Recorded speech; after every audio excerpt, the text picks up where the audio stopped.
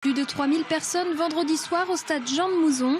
Pour la dernière journée, les Luçonnais recevaient leurs voisins Genots avec un enjeu de taille pour Luçon, le maintien, objectif déjà atteint pour le Poiré.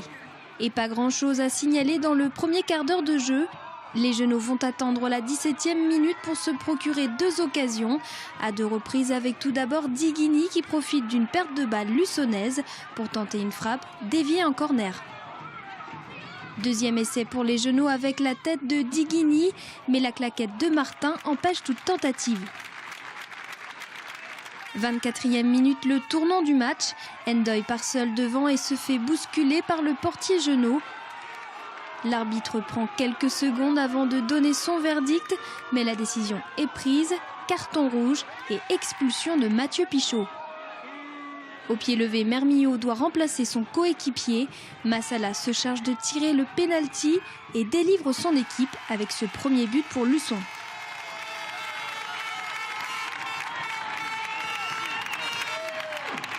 Avant la pause, Abalil tente une frappe, mais au-dessus.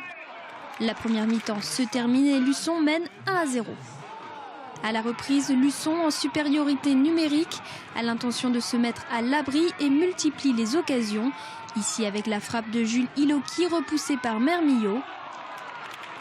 5 minutes plus tard, les Luçonnais vont profiter d'une erreur genote. Dans la surface, Gnaleko sert involontairement Fontaine qui marque de la tête contre son camp.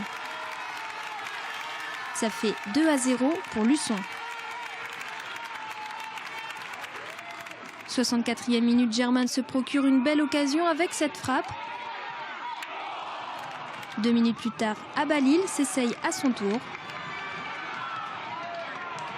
Encore 20 minutes à jouer et le Poiré tente le tout pour revenir au score avec le centre de Diguini pour Insou.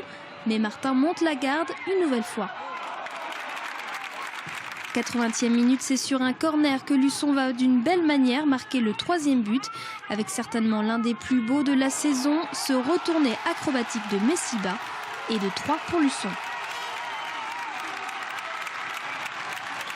Les derniers efforts des Genots n'y feront rien, c'est Luçon qui triomphe ce soir sur sa pelouse et assure son maintien.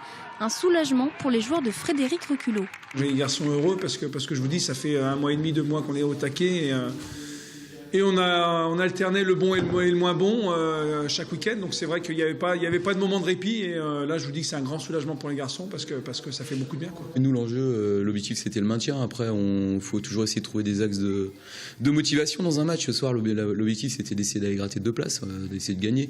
Et puis surtout, j'avais demandé aux joueurs de se faire plaisir, de finir la saison sur une bonne note.